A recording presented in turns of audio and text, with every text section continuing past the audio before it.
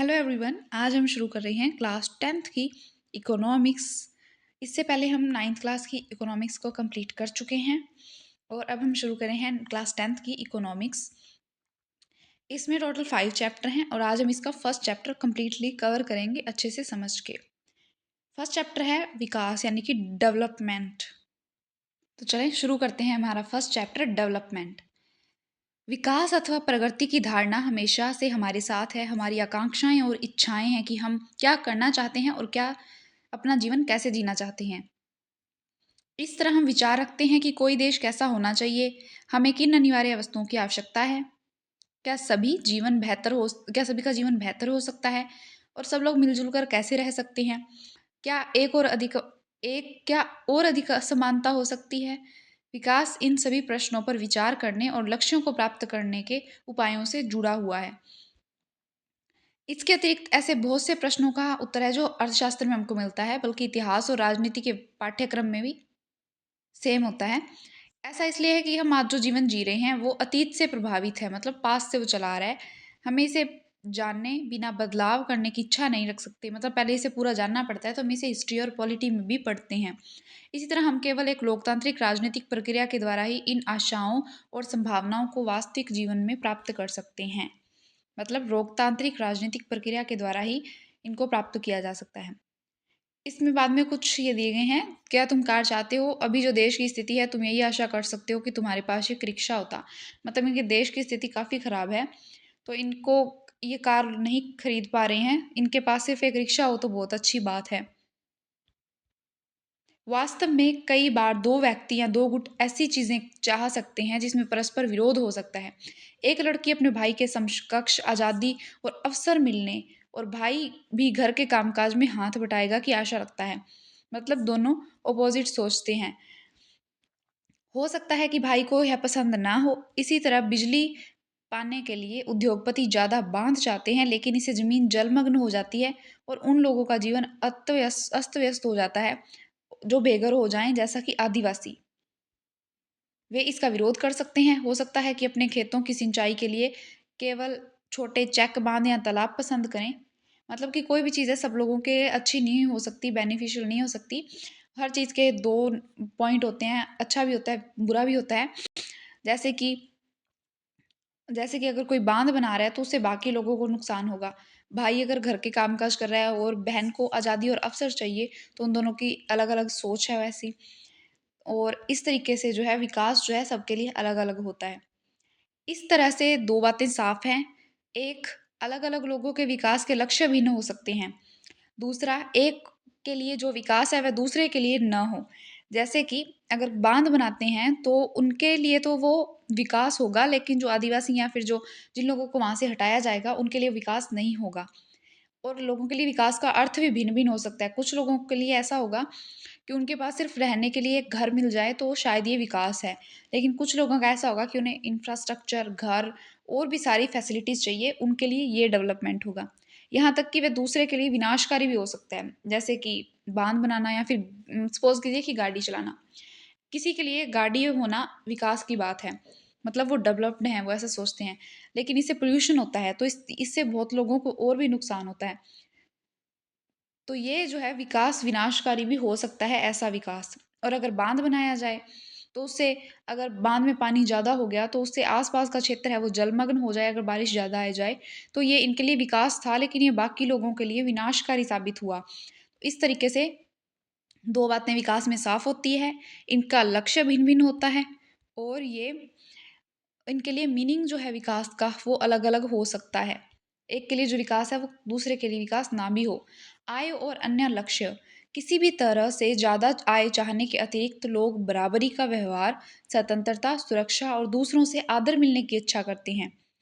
मतलब कि लोगों को आय नहीं चाहिए, लेकिन इसके साथ ही लोगों को व्यवहार, स्वतंत्रता, सुरक्षा और आदर मिलने की इच्छा रहती है। वे भेदभाव से अप्रसन्न होते हैं। ये सभी महत्वपूर्ण लक्ष्य हैं, बल्कि कुछ मामलों में ये अधिक आय और अधिक उपभोग से अधिक महत्वपूर्ण हो सकता है, क्योंकि जीवन जीने के लिए केवल भौतिक वस्तुएं ही पर्याप्त नहीं होती, और भी बहुत सारी वस्तुएं चाहिए होती है, जैसे आय। तो ये भी विकास में एक लक्ष्य होता है। द्रव्य या उससे खरीदी जा सकने वाली भौतिक वस्तुएं एक कारक है जिस पर हमारा जीवन निर्भर है, लेकिन हमारा बेहतर जीवन ऊपर किसी ऊपर लिखी अभौतिक वस्तुओं पर निर्भर करता है, यानी कि सम्मान, समानता, समानता और ये सारी चीज़ों पर भी निर्भर करता है। अगर आपको यह बात स्पष्ट नहीं लगती तो अपने जीवन में मित्रों की भूमिका के बारे में ज़रा सोचिए। आपको उनकी मित्रता की इच्छा हो सकती है। इसी तरह बहुत सी ऐसी चीज़ें हैं जिन्हें आसानी से मापा नहीं जा सकता, लेकिन उनका हमारे जीवन में महत्व होता है। जैसे कि आपके पेरेंट्स हैं, वो आपके फ़ेवरेट होते हैं हमेशा, तो उस चीज़ को मापा नहीं जा सकता है, लेकिन फिर भी उनका जीवन में महत्व बहुत होता है। वैसे ही फ्रेंड्स होते हैं, इनकी प्राय उपेक्षा कर दी जाती है, लेकिन ये निष्कर्ष निकालना गलत होगा कि जिसे मापा नहीं जा सकता वो महत्व नहीं रखता। मतलब हम ऐसा नहीं कर सकते कि जिसे हम माप नहीं रहे हैं वो महत्व ही नहीं रखता। अगर हम कह दें कि हमारे पास इतनी सनलाइट आती है, लेकिन अगर हम उसे नहीं माप सकते हैं तो इसका मतलब ये नहीं है कि वो वैल्यूएबल नहीं है। उससे जो है प्लांट्स अपना खाना बनाते हैं और उससे जो है हमें बेनिफिट होता है, तो ये बहुत ज़्यादा बेनिफिशियल है। तो ज़रूरी नहीं है कि जो चीज़ दिख नहीं रही है या फिर मापा नहीं जा रहा है वो बेनिफिशियल नहीं होगी। ऑब्वियसली वो महत्व रखता है और बहुत ज़्यादा महत्व रखता है। ये नर्मदा नदी पर सरदार सरोवर बांध की ऊंचाई में वृद्धि किए जाने के विरुद्ध विरोध प्रदर्शन है, क्योंकि कुछ लोगों के लिए सरदार सरोवर बांध की ऊंचाई इंक्रीज करना विकास था, लेकिन कुछ लोगों के लिए ये विनाशकारी था, इसीलिए वो इसका विरोध कर रहे हैं। तो ऐसे शांतिपूर्ण विरोध भी किए जा सकते हैं। अगर आप कहीं दूर दराज के इलाके में नौकरी मिलती है तो उसे स्वीकार करने से पहले आप आय के अतिरिक्त बहुत सारे कारकों पर विचार करेंगे। सपोज कीजिए कि आप प्लेन एरिया में रहते हैं, लेकिन आपको जॉब कहीं पहाड़ी एरिया में मिल जाती है, तो आप वहाँ बहुत सारे फैक्टर देखेंगे। जैसा कि क्या वहाँ पे आपके परिवार के लिए फैसिलिटीज़ होगी, काम करने का वातावरण वहाँ का कैसा होगा, सीखने के लिए कुछ अवसर मिलेगा, या फिर दूसरी नौकरी में यद्यपि आपको कम वेतन मिलता है, लेकिन ये सब कुछ चीज़ें लेकिन यह नियमित रोजगार हो सकता है जो आपकी सुरक्षा की भावना को बढ़ाता है। एक अन्य नौकरी आपको अधिक वेतन दे सकती है, लेकिन कार्य में सुरक्षा नहीं। हो सकता है कि आपको परिवार के लिए पर्याप्त समय भी ना मिले, या फिर आपकी सुरक्षा और स्वतंत्रता की भावना कम हो। तो ये दो अपोजिट चीज़ें हैं जिसमें आपको वेतन ज़्यादा मिल रहा है, इसमें वेतन कम मिल रहा है। लेकिन इसमें आपको स्वतंत्रता और सुरक्षा जैसे फैक्टर मिल रहे हैं, इसमें आपको वो नहीं मिल रहे। तो आप इसमें जाएँगे क्योंकि आपके लिए सुरक्षा और स्वतंत्रता की भावना और जो समानता है वो ज़्यादा मैटर करती है। इसी तरह विकास के लिए लोग मिले-जुले लक्ष्यों को देखते हैं। यह सच है कि महिलाएँ वेतनभोगी कार्य करती हैं, तो घर और समाज में उनका आदर बढ़ता है अगर वो मतलब वेतनभोगी कार्य करती है। लेकिन अगर वो सिर्फ़ घर पे काम करती हैं, हाउसवाइफ्स होती हैं, तो उन्हें वैसा समाज में आदर नहीं मिलता है। तथा यह भी सच है कि अगर अगर महिलाओं के लिए आदर है तो घर में उनके काम-काज में ज़्यादा हाथ बटाया जाएगा और घर से काम करने वाली महिलाओं को अधिक स्वीकार किया जाएगा। अगर महिलाओं को सुरक्षित और संरक्षित वातावरण मिलता है तो वो काम करना ज़्यादा पसंद करेंगी, नौकरियां और व्यापार कर सकती हैं। इसलिए मतलब जो विकास का लक्ष्य होता है वो सिर्फ इनकम नहीं होती, आपको ज़्यादा इनकम मिले ये ज़रूरी है, लेकिन इसका मतलब ये नहीं है कि अगर आपको इनकम मिल रही है तो आप सुरक्षा जैसे फैक्टर को नेग्लेक्ट कर देंगे। राष्ट्रीय विकास क्या है? एक जहाज ने 500 टन तरल जहरीले अवशेष एक शहर में खुले कूड़े घर और आसपास के समुद्र में डाल दिए। यह अफ्रीका देश के आइवरी कोस्ट में अबीजान शहर में हुआ। इस खतरनाक जहरीले अवशेषों से निकलने वाले धुएं से लोगों में जी मिचलाना, चमड़ी पर ददोरे पड़ना और बेहोश होना इत्यादि जैसी शिकायतें की। 1 महीने के बाद 7 लोग मारे गए, 20 अस्पताल में भर्ती हुए और विषाक्तता के कारण 26,000 लोगों का इलाज किया गया। पेट्रोल और धातुओं से संबंधित एक बहुराष्ट्रीय कंपनी ने आइवरी कोस्ट की एक स्थानीय कंपनी को अपने जहाज से जहरीले पदार्थ फेंकने का ठेका दिया था। विभिन्न देशों या राज्यों की तुलना कैसे की जाए? देशों की तुलना करने के लिए उनकी आय सबसे महत्वपूर्ण विशिष्टता समझी जाती है। जिन देशों की आय अधिक है, उन्हें कम आय वाले देशों से अधिक विकसित समझा जाता है, डेवलप्ड कंट्रीज। इस यह इस समझ पर आधारित है कि अधिक आय का अर्थ है मानवीय आवश्यकताओं की सभी वस्तुओं का अधिक होना। जो भी लोगों को पसंद है उनके पास होना चाहिए, वे सभी वस्तुओं को अधिक आय द्वारा प्राप्त कर पाएंगे। मतलब जितनी ज़्यादा इनकम होंगी उतनी ज़्यादा वो चीज़ें अफोर्ड कर पाएंगे। तो इससे पता चलता है कि वो देश कितना डेवलप्ड है। इसलिए ज़्यादा आय अपने आप में एक महत्वपूर्ण लक्ष्य समझा जाता है। इसलिए पर कैपिटा इनकम जो होती है उसको महत्व दिया जाता है। देश की आय क्या है? अंतर्दृष्टि से किसी देश की आय उस देश के सभी निवासियों की आय है। इससे हमें देश की कुल आय ज्ञात होती है, यानी कि देश की टोटल इनकम पता चलती है। लेकिन देशों के बीच तुलना करने के लिए कुल आय इतना उपयुक्त माप नहीं है, क्योंकि देशों की जनसंख्या अलग अलग होती है। तो मान लीजिए कि 20 लोग हैं और कहीं 10,000 लोग हैं, तो वहाँ आय में बहुत ज़्यादा फर्क पड़ जाता है। कुल आय की तुलना से हमें यह ज्ञात नहीं होगा कि औसत व्यक्ति आय कितनी कमा सकता है। क्या देश के लोग दूसरे देश के लोगों से बेहतर हैं? इसलिए हम औसत आय की तुलना करते हैं कि जो देश के कुल आय को कुल जनसंख्या से भाग देकर निकाली जाती है। मतलब आपकी अगर 30 रुपये आय है और अगर आप 10 लोग 30 रुपये कमा रहे हैं, तो इस तरीके से कुल आय और कुल जनसंख्या को भाग देकर निकाला जाता है। कुल आय और कुल जनसंख्या, इसे प्रति व्यक्ति औसत आय या फिर प्रति व्यक्ति आय भी कहा जाता है, पर कैपिटा इनकम। जब बोला जाता है पर कैपिटा तो उसका मतलब होता है कि देश की टोटल आय और पॉपुलेशन को डिवाइड करके निकाला गया है, और इससे जो है पता चलता है कि देश कितना विकसित है या विकासशील है। विश्व बैंक की विश्व विकास रिपोर्ट के अनुसार देशों का वर्गीकरण करने में इस मापदंड का प्रयोग किया गया है। मतलब वर्ल्ड बैंक के अकॉर्डिंग जो है आय को देशों का वर्गीकरण करने के लिए एक मापदंड के रूप में यूज़ किया गया है। वे देश जिनकी 2017 में प्रति व्यक्ति आय $12 12,056 प्रति वर्ष या उससे अधिक है, उसे समृद्ध देश, और वे देश जिनकी प्रति व्यक्ति आय $995 प्रति वर्ष या उससे कम है, उन्हें निम्न आय वाले देश कहा जाता है। भारत मध्य आय वर्ग के देशों में आता है, क्योंकि उसकी प्रति व्यक्ति आय 2017 में केवल $8020 प्रति वर्ष थी, जबकि 12,056 चाहिए होती है। समृद्ध देशों में, जिनमें मध्य पूर्व के देश और कुछ अन्य छोटे देश शामिल नहीं हैं, को आमतौर पर विकसित देश कहा जाता है। इन देशों को विकसित देश कहा जाता है, डेवलप्ड कंट्रीज। और जो विकासशील देश होते हैं वो होते हैं डेवलपिंग कंट्रीज। मतलब वो भी अपनी अपने डेवलप्ड होने की जो है रास्ते में हैं, अभी वो चल रहे हैं कि वो डेवलप्ड हो रहे हैं धीरे धीरे। आय और अन्य मापदंड, हरियाणा, केरल और बिहार में प्रति व्यक्ति आय दर्शाती है। वास्तव में ये आंकड़े 2018-19 की कीमतों पर प्रति व्यक्ति निवल राज्य घरेलू उत्पाद के हैं। मोटे तौर पर इसे राज्य की प्रति व्यक्ति आय मान सकते हैं। हम देखते हैं कि तीनों राज्यों में हरियाणा की प्रति व्यक्ति आय सबसे ज़्यादा है और बिहार सबसे पीछे है। इसका अर्थ है कि औसतन हरियाणा में प्रति व्यक्ति एक वर्ष में 2,36,147 रुपये कमाता है, जबकि बिहार में केवल 40,982 रुपये कमा सकता है। इसलिए अगर विकास को मापने के लिए प्रति व्यक्ति आय का प्रयोग किया जाए तो हरियाणा में सबसे अधिक है और बिहार जो है में सबसे कम है, तो बिहार कम विकसित माना जाएगा। शिशु मृत्यु दर क्या होती है? किसी वर्ष में 1,000 जीवित बच्चों में से एक वर्ष की जो आयु के पहले जो है वो बच्चे मर जाएं, उन्हें प्रति व्यक्ति आय बोला जाता है। मतलब उनकी एज 1 साल से कम हो और उनकी डेथ हो जाए तो पर 1,000 पे इन्हें मापा जाता है। साक्षरता दर, 7 वर्ष या उससे अधिक आयु के लोगों में साक्षर जनसंख्या का अनुपात। मतलब 7 वर्ष के जो अधिक लोग हैं वो लिख पढ़ सकते हैं या फिर किसी चीज़ को लिख सकते हैं, पढ़ सकते हैं या फिर समझ सकते हैं, तो उसे बोला जाता है साक्षरता दर। निवल उपस्थिति अनुपात, 14 तथा 15 वर्ष की आयु के स्कूल जाने वाले बच्चों का उस आयु वर्ग के कुल बच्चों के 7%।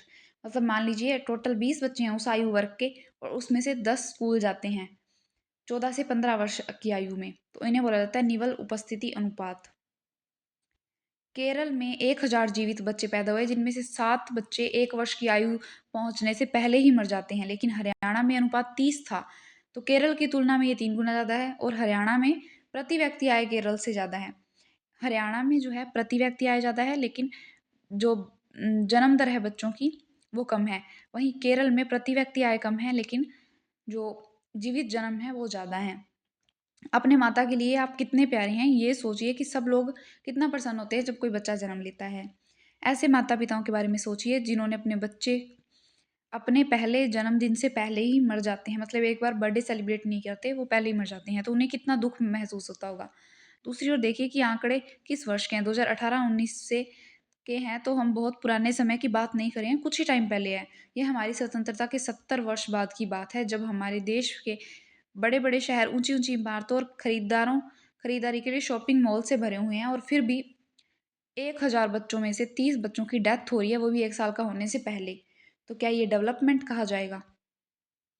अधिकांश शिशुओं को बुनियादी स्वास्थ्य सुविधाएँ नहीं मिल पाती, इसलिए उनकी डेथ हो जाती है, और मोस्टली ऐसा जो है रूरल एरियाज़ में होता है। आज भी जो है हॉस्पिटल बहुत ज़्यादा बनाए गए हैं, गवर्नमेंट हॉस्पिटल्स भी बनाए गए हैं, लेकिन वैसी फैसिलिटीज़ नहीं है जो हॉस्पिटल में होनी चाहिए, गवर्नमेंट हॉस्पिटल्स में।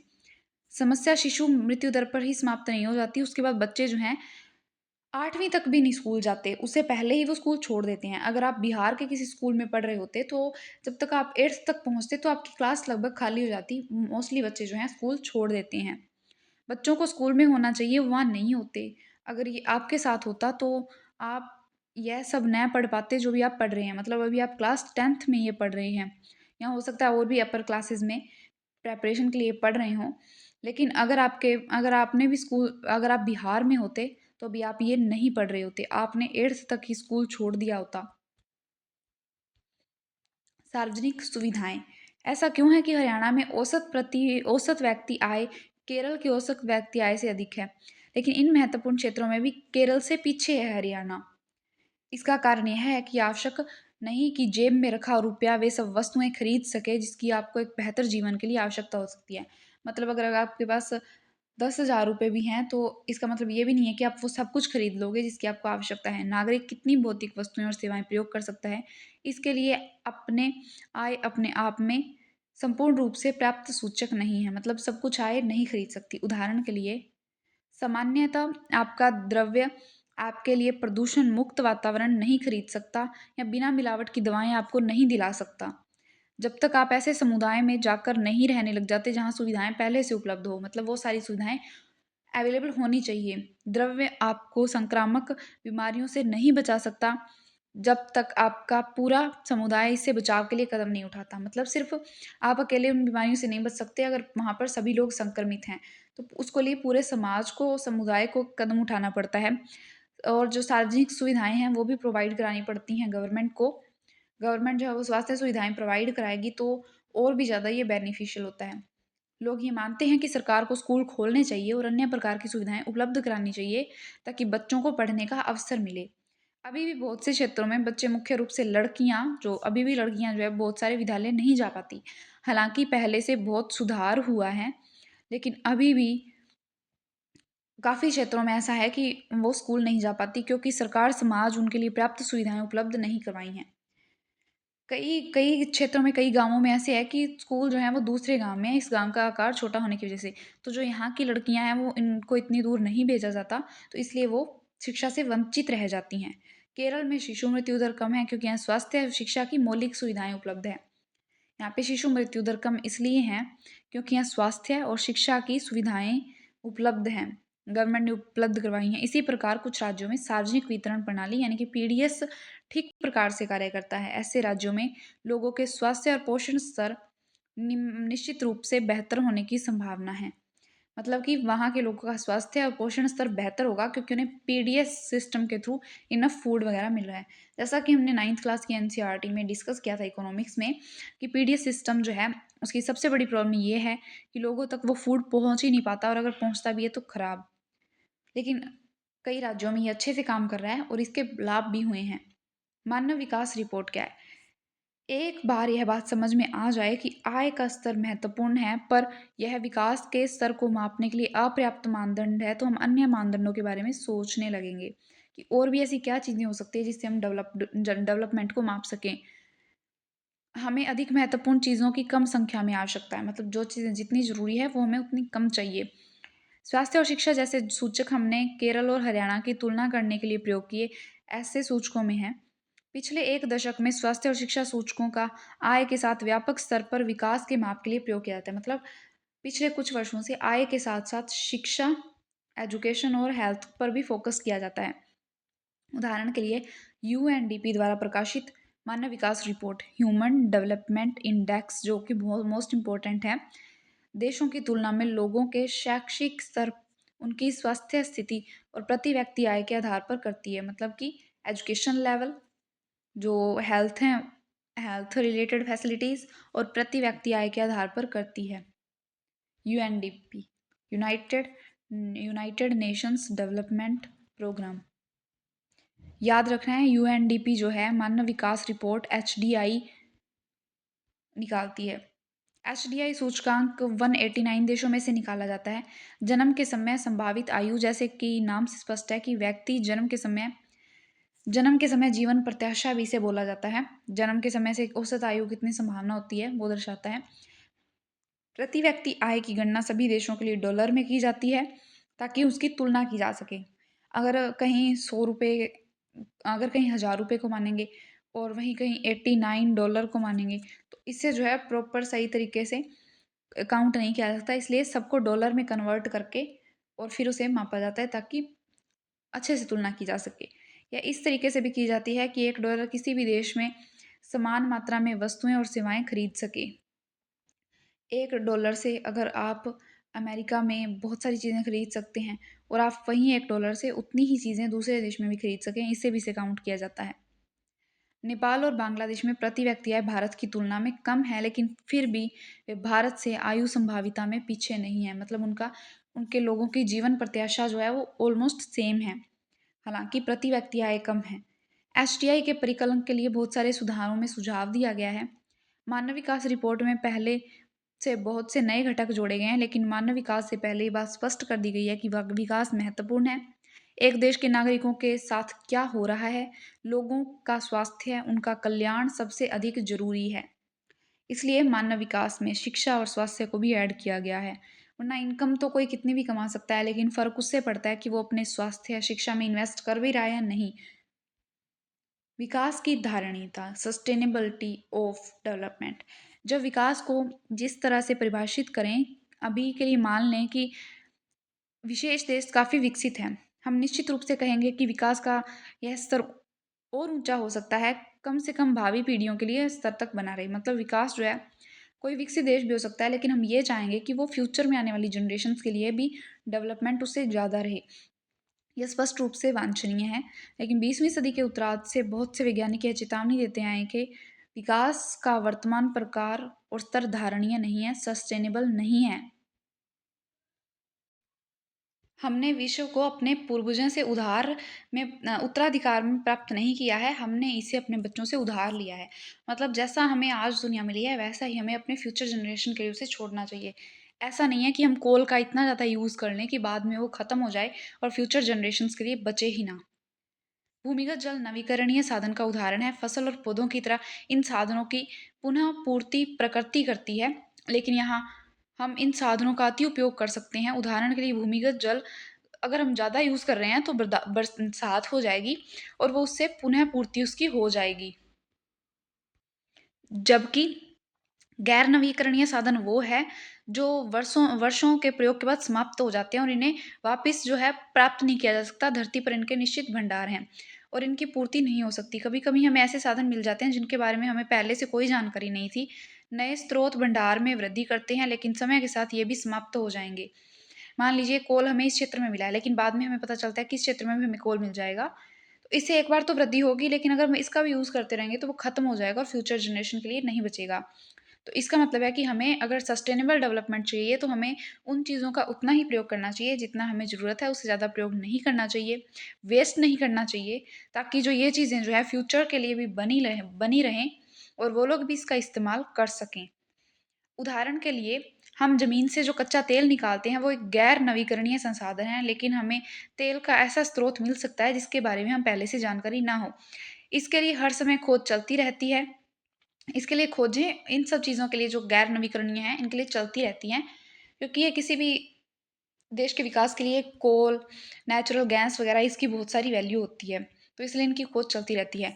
यदि कच्चे तेल का उपयोग वर्तमान दर पर चालू रहे तो ये भंडार कितने वर्ष चलेंगे? यह संपूर्ण विश्व के लिए है, मतलब ये जल्दी खत्म हो जाएंगे। इतनी सारी पॉपुलेशन आज इनको इस्तेमाल कर रही है, किंतु अलग अलग देशों की अलग अलग स्थितियां हैं। यह भंडार केवल 50 वर्षों में समाप्त हो जाएंगे। भारत जैसे देश इसके आयात पर निर्भर हैं। जैसे भारत के पास जो है ये इतना नहीं है, तो हम इसका इम्पोर्ट करते हैं, जिसके पास तेल के पर्याप्त भंडार नहीं है। तेल की कीमतें बढ़ती हैं तो प्रत्येक पर भार भी बढ़ता है। संयुक्त राज्य अमेरिका जैसे कुछ देश हैं जिनके पास भंडार तो कम है, लेकिन वो सैन्य और आर्थिक शक्ति के द्वारा पाना चाहते हैं। विकास की धारणीयता का प्रश्न इसकी प्रकृति और प्रक्रिया के बारे में नए विषय खड़े कर देता है। कुछ देशों के पास ये भंडार कम है, लेकिन वो इसे सैन्य और आर्थिक शक्ति के द्वारा पाना चाहते हैं। मतलब उनके पास काफ़ी ज़्यादा पैसा होगा तो वो इसे परचेज कर लेते हैं। पर्यावरण में गिरावट का परिणाम राज्य और राज्य की सीमाओं का ख्याल नहीं करते। मतलब कि पर्यावरण में अगर डिग्रेडेशन हो रहा है तो वो ये नहीं सोचते कि ये सभी के लिए नुकसानदायक होगा। जबकि कुछ देश ऐसा सोचते हैं कि अगर हम ये चीज़ रोक देंगे तो कौन सा बाकी देश ये चीज़ रोक देंगे, तो इससे हम क्यों पीछे हटें। जैसा कि परमाणु परीक्षण होता है, तो अगर उसे समुद्र में किया जाता है तो वहाँ बहुत सारी मरीन लाइफ प्रभावित होती है। लेकिन वो ऐसा सोचते हैं कि अगर इस कंट्री ने किया है तो हम भी कर लेंगे तो क्या फ़र्क पड़ता है। तो इससे जो है पर्यावरण का जो गिरावट है वो राज्य और राष्ट्रीय सीमाओं का ख्याल नहीं करते, वो जस्ट उसे यूज़ करते रहते हैं। यह एक क्षेत्र और या फिर देशगत का विषय नहीं रह गया है, अब ये पूरी दुनिया से जुड़ा हुआ है। हमें सभी देशों को, कॉन्टिनेंट्स और सभी लोगों को साथ मिलकर पर्यावरण को बचाना होगा। लेकिन अभी ऐसा नहीं है। सभी देश अपना अपना विकास करना चाहते हैं, पर्यावरण पर कोई ध्यान नहीं देता। पर्यावरण के लिए समिट्स होती हैं, लेकिन उनके कोई पॉजिटिव परिणाम नहीं आते। अगर आते भी हैं तो बहुत कम, 2%, 4% ऐसे रिजल्ट्स आते हैं। हम सब भविष्य हम सबका भविष्य जो है जुड़ा जुड़ा हुआ है। विकास की धारणीयता तुलनात्मक स्तर पर ज्ञान का नया क्षेत्र है। इसमें वैज्ञानिक, अर्थशास्त्री, दार्शनिक और अन्य सामाजिक वैज्ञानिक मिलजुल कर काम कर रहे हैं। विकास या प्रगति का प्रश्न हमेशा चलने वाला प्रश्न है।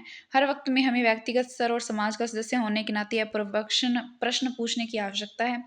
हम कहाँ जाना चाहते हैं, क्या बनना चाहते हैं और हमारे लक्ष्य क्या हैं, ये सब लोगों का फिक्स होता है और उस पे बहस जारी रहती है कि क्या यही विकास है जो अब हो रहा है, या फिर विकास की डेफिनेशन कुछ हो है।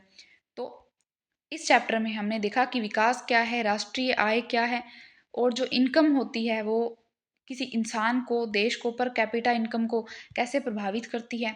स्वास्थ्य और शिक्षा सुविधाएं क्या है। HDI जो रिपोर्ट है UNDP की, वो मोस्ट इम्पोर्टेंट है, आपको याद रखनी है, जो कि 189 देशों में से निकाली जाती है। और इससे पता चलता है कि किसी देश में मानव विकास का स्तर क्या है। ये शिक्षा, स्वास्थ्य और आय पर निर्धारित करके देखा जाता है। इसके साथ ही हमने पर्यावरण के जो देखा कि पर्यावरण में डिग्रेडेशन हो रहा है, वो अब सबका दायित्व है। विकास को हमेशा सस्टेनेबल होना चाहिए। इसके लिए जो है सस्टेनेबल डेवलपमेंट गोल SDG निर्धारित किए गए हैं, जिसे हम आगे पढ़ेंगे। तो ये था हमारा आज का चैप्टर। आई होप आपको समझ आया होगा। Do subscribe, like it. Thank you so much.